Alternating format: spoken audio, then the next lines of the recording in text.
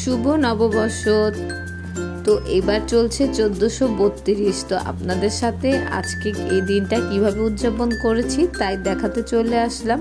আশা করছি আপনাদের কাছে ভালোই লাগবে, আর আমার সাথে থেকে পুরো ভিডিওটা দেখে নেবেন। ভিডিওটার কোনো অংশ যদি একটু ভালো লেগে যায় তাহলে অবশ্যই সাবস্ক্রাইব করে দিবেন, আর একটি লাইক দিয়ে আমার পাশেই থাকবেন। আপনাদের সাপোর্ট আমার অনেক প্রয়োজন।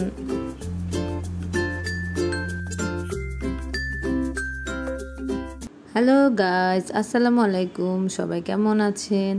এই তো সকাল সকাল রওনা দিয়েছিলাম রমনায় যাব বলে, যেহেতু আজকে পয়লা বৈশাখ। তো ভাবলাম রমনা থেকে ঘুরে আসা যায়, আর আমি প্রত্যেক বছর এমনটাই করি। আর এই তো আমরা চলে আসছিলাম মৎস্য ভবনের সামনে। তো এখান থেকে হচ্ছে একটু হেঁটে যেতে হয়, কারণ যেহেতু এইখান থেকে গাড়ি বন্ধ করে দেয়। তো এই তো আমরা ঢুকে যাচ্ছিলাম রমনাতে। তো ঢোকার সময় দেখি যে আশেপাশে হচ্ছে ফুটপাতে অনেক মেলার মতো বসেছে। তো ভাবলাম যাওয়ার পথে এগুলো দেখে যাব।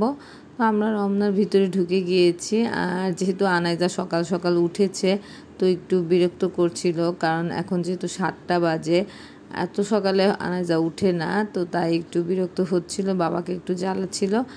আর এই তো আমরা হচ্ছে একটা পাটি বিছিয়ে দেন বসে পড়লাম। আমি সবসময় এমনটাই করি, আমরা বেশি ক্রাউডের মধ্যে যাই না, কারণ যেহেতু বাচ্চাদের নিয়ে আসি আর আমি নেচারটাই ওদেরকে দেখাই। তো এইভাবে বসে থাকি আর একটু খেলাধুলা করি ওদের সাথে। তো যেমন আনাইজার জন্য বাবল নিয়ে আসছিলাম, তো ভাবলাম আমি একটু ফুলিয়ে দেখি। এর জন্য আপনাদের সাথে একটু মজা করলাম।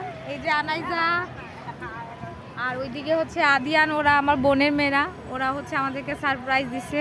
আমি কই, আর এই তো আমরা একটু ঘোরাঘুরি করবো, এরপর বাসায় চলে যাব। আনাইজাকে বললাম যে গালে কি কিছু লিখবে, ওর বোনরা লিখেছে, তো এটা দেখে ও বলল যে হ্যাঁ লিখবে। তো আমি ভাবিনি ও এত শান্ত হয়ে বসে থাকবে, মানে যতক্ষণ লিখেছে ততক্ষণ ও চুপচাপ ছিল, একটুও নড়ছিল না, একদম আমার মতো হয়েছে সাজনী বুড়ি। আমার গুড গার্ল। আমার বড় বোনের মেয়ে নাজিফা ও এঁকেছিল। তো আপুটা বলছিল নাজিফা চাইতে নাকি আনাইজা ভালো, কারণ ও একদমই নড়েনি।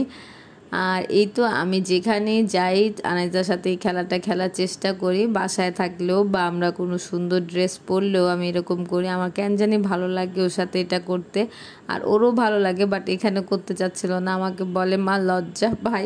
তো এই তো কি আর করার আছে, বেবিদের মুড কখন কীরকম হয় বলা যায় না। তো এরপর আমার হাজব্যান্ডের কাজিনরা চলে আসছিল, তো ওদের সাথে অনেকক্ষণ গল্প টল্প করলাম।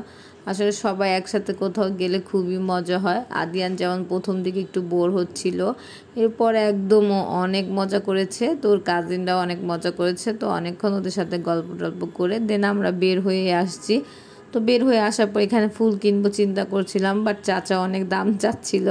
পরে আমরা আইসক্রিম খেয়েছিলাম আর হচ্ছে ফুচকা খেয়েছিলাম। তো খেয়ে দিয়ে এই মেলাগুলা ঘুরছিলাম, এখানে চুড়ি বিক্রি করছিল। আমার হাজব্যান্ড যেমন একটা বাঁশি কিনে ফেলেছে, তো এখানে হচ্ছে বাঁশিগুলা বিক্রি করেছিল। এছাড়াও আরও যে অনেক টাইপের জিনিস ছিল, এই বাঁশের জিনিসগুলো আমি কিনিনি, পরে বাসায় এসে একটু আফসোস করলাম যে কেনা উচিত ছিল। আসলে ওই সময়টা একটু তাড়াহুড়োর মধ্যে ছিলাম, তো তাই মানে কিনিনি। যে এখানে কত রকমের স্যান্ডেল ছিল, আর এখানে বাঁশ দিয়ে কিছু ঘর বাড়ি বানানো ছিল, জিনিসগুলো খুবই সুন্দর ছিল, এগুলো অবশ্য হাতে বানানো। দেন এগুলা শেষ করে আমরা আমার হাজব্যান্ডের ফ্রেন্ডের বাসায় চলে গিয়েছিলাম পান্তা খাবো বলে। ইলিশ পান্তাগুলো খুবই মজা হয়েছিল।